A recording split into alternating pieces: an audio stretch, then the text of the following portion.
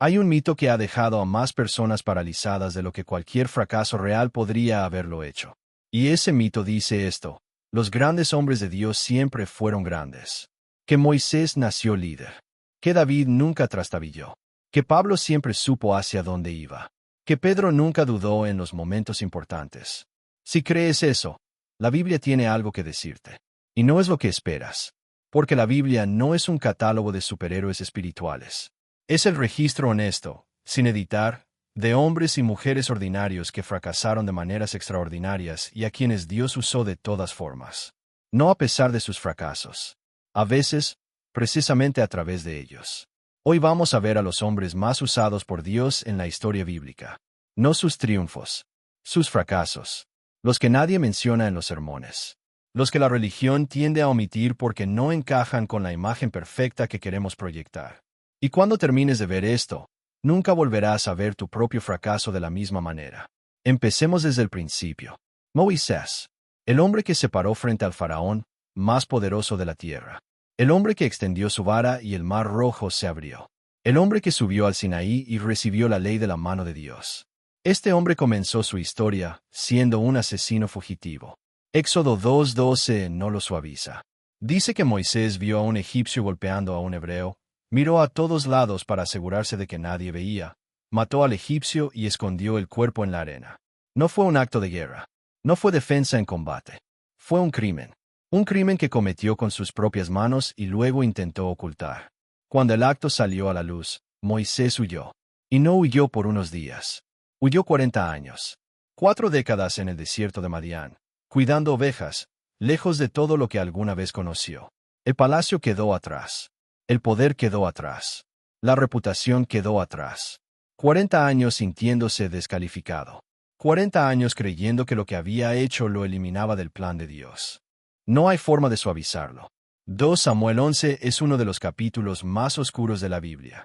Mientras su ejército estaba en guerra y sus soldados arriesgaban sus vidas, David permanecía en Jerusalén. Y desde la terraza de su palacio, vio a Betsabé bañándose. La mandó llamar. Durmió con ella. Ella quedó embarazada. David intentó encubrirlo. Mandó llamar a Urías, el esposo de Betsabé, con la esperanza de que durmiera con su esposa y el embarazo pareciera legítimo. Urías se negó. Como hombre de honor, dijo que no podía ir a su casa mientras sus compañeros de armas estaban en el campo de batalla. Entonces David tomó la decisión más oscura de su vida.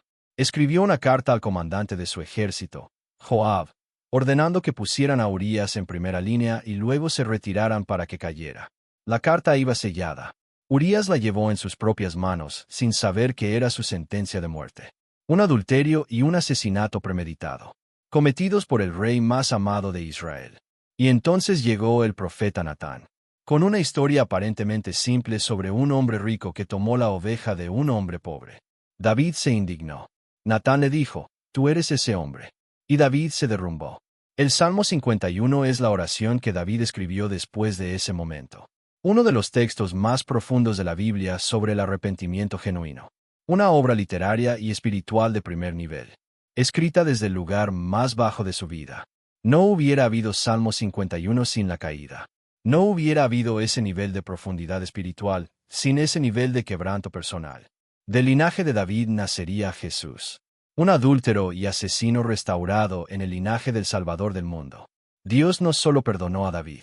Lo usó. Hablemos de Elías. Si hay un profeta que parece invencible en la Biblia, es Elías. El hombre que oró y no llovió por 3 años y medio. El hombre que enfrentó a 450 profetas de Baal en el Monte Carmelo, los venció y los ejecutó. El hombre que hizo descender fuego del cielo con una sola oración. Una figura prácticamente sobrehumana. Y sin embargo, en 1 Reyes 19, encontramos a Elías debajo de un árbol en el desierto, pidiendo morirse. Justo después de su mayor victoria, la reina Jezabel lo amenazó, y el hombre que había enfrentado a un reino entero solo huyó al desierto en pánico y le dijo a Dios: «Ya es suficiente, Señor. Quítame la vida, pues no soy mejor que mis padres». Agatamiento, miedo, desesperanza, del profeta más poderoso de su generación. ¿Qué hace Dios? No lo regaña. No le da un sermón sobre la falta de fe. Le manda a un ángel que le toca el hombro y le dice: «Levántate y come». le da comida y agua. Le dice que descanse. Y cuando Elías vuelve a caer, el ángel llega de nuevo. Levántate y come, porque el largo camino te resta. Dios no terminó con Elías en el árbol. Le dio tiempo para recuperarse. Lo trató con compasión en su peor momento. Y después de ese momento de colapso total, Elías comisionó a Eliseo y ascendió al cielo en un carro de fuego. Su historia no terminó bajo el árbol. Apenas comenzaba una nueva etapa. Pedro. No hay que agregar mucho a lo que ya sabemos. El líder del círculo íntimo de Jesús. El primero en declarar, tú eres el Cristo, el Hijo del Dios viviente. El hombre al que Jesús le dijo, sobre esta roca edificaré mi iglesia, y las puertas del infierno no prevalecerán contra ella. Ese mismo hombre, horas después de esa declaración, en un patio frío, frente a una sirvienta, negó conocer a Jesús. No una vez, 3 veces, la tercera vez con juramentos. Y en el momento en que el gallo cantó, Jesús se dio vuelta y lo miró. Lucas 22 hours, 61 minutes. Y Pedro salió y lloró amargamente. Pocas semanas después, ese mismo Pedro predicó en Pentecostés y 3,000 personas creyeron. El cobarde se convirtió en el fundador de la iglesia. No después de años de rehabilitación religiosa. Semanas después. Pablo es quizás el caso más extremo.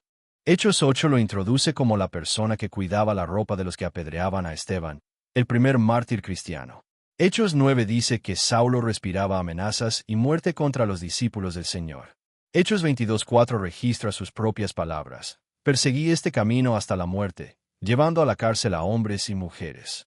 Y en Hechos 26 minutos y 10 segundos y 11, Pablo mismo confiesa que cuando mataban a los creyentes, él daba su voto a favor. Votó por la muerte de creyentes. Fue cómplice de la ejecución de Esteban. Arrastró familias a prisión. Y Dios lo detuvo en el camino a Damasco y le dijo, tú eres el instrumento que escogí para llevar mi nombre ante los gentiles y los reyes. El instrumento escogido. No el instrumento de emergencia cuando no había nadie más disponible. El instrumento escogido desde antes. Pablo más tarde escribiría en 1 Timoteo 1:15. Cristo Jesús vino al mundo para salvar a los pecadores, de los cuales yo soy el primero. No exageración retórica. Conviction genuina.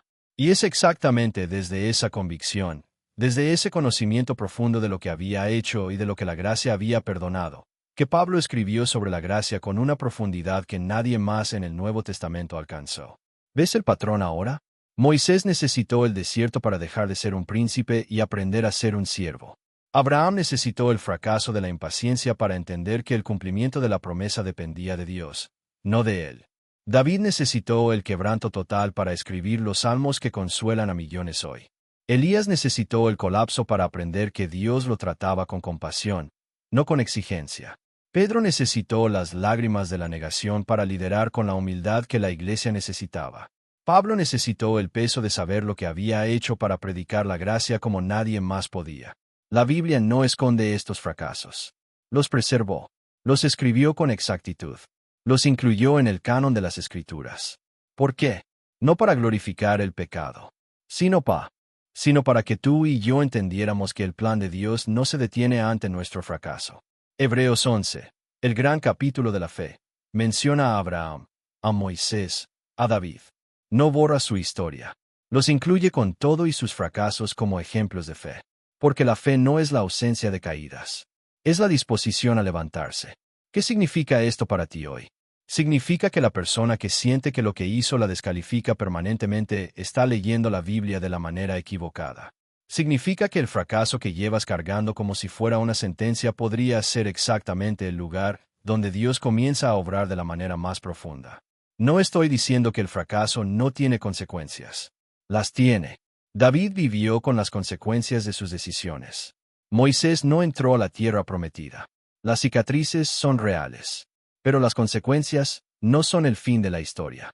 Romanos 8:28 lo dice sin excepciones. A los que aman a Dios, todas las cosas les ayudan a bien. Todas las cosas.